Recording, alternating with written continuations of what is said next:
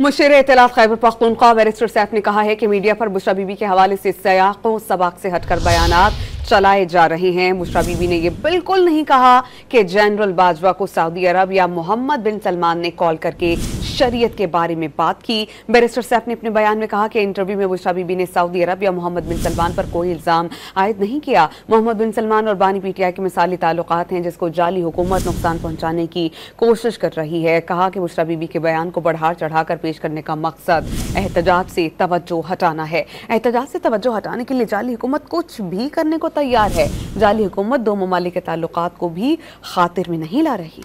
Barrister Saif ने अपने बयान में कहा कि इंटरव्यू में बुशरा बीबी ने सऊदी अरब या मोहम्मद बिन सलमान पर कोई इल्ज़ाम आयद नहीं किया। मोहम्मद बिन सलमान और बानी पीटीआई के मिसाली ताल्लुकात हैं जिसको जाली हुकूमत नुकसान पहुंचाने की कोशिश कर रही है। कहा कि बुशरा बीबी के बयान को बढ़ा चढ़ाकर पेश करने का मकसद एहतजाज से तवज्जो हटाना है। एहतजाज से तवज्जो हटाने के लिए जाली हुकूमत कुछ भी करने को तैयार है। जाली हुकूमत दो ममालिक के ताल्लुकात को भी खातिर में नहीं ला रही।